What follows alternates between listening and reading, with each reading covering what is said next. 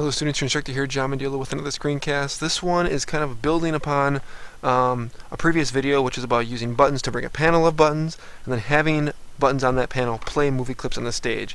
And this essentially is the same type of thing, except instead of playing the movie clips with a play command, we're actually going to use a go to and stop command so that it goes to certain frames in that movie clip that's on the stage and then stops there until you kind of do something else, hit another button or whatever.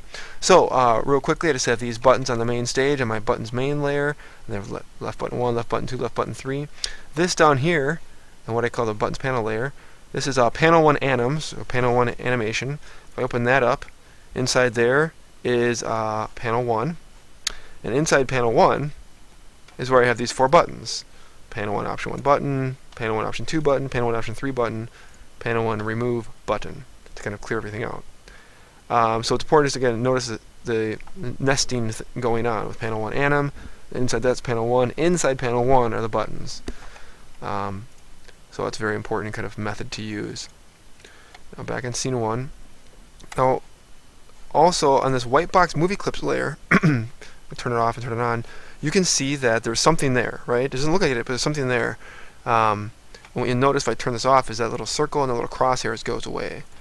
So if I double click on this little crosshairs, I can get inside the movie clip. And that's crosshairs is something that Flash puts there to let you know that there's something there. It's a movie clip, it's just that the first frame might be empty. So you see this movie clip is kind of different. It has the first frame, what I call options content, that's empty. There's no graphical content there. But there's a stop command here. Each of these are just stop commands right here, right? So I'm going to show you just stop command for each of those. Not a big deal. Now the second frame does have content, which is just a piece of text I used called option 1. You of course could have much more elaborate content than that. This is just to make the tutorial simpler. And then option 2, and then option 3 for that. So these each have stop commands. Now it's just going to be important to remember how that movie clip is set up. It's just placed on the stage. That's fine. I could place it in another movie clip if I wanted to, but right now I'll just place it on the stage. So now we'll get to the Actionscript, which is really how this thing really comes to life. So I've kind of copied and pasted. I'm going to copy and paste some Actionscript to make this go a little bit faster. And go to Actions there, and here we go. So this first snippet of Actionscript isn't that important. And I know there's different ways to do it. Some people like putting all their buttons together and then other functions together. I like to put a function with a button to keep it simple. This isn't extremely complex Actionscript, so I like to do it that way. Anyway, left button 1, dot add event listener mod, event click. Bring panel 1 is just going to animate the panel and bring it up on the stage, and then it's going to play that. So that's not anything we haven't seen before. Now the next one is what's different about this video, and it's, notice the dot syntax, panel 1 anim, dot panel 1, dot panel 1 option 1 button, right? Because that button's nested inside of 2 movie clips.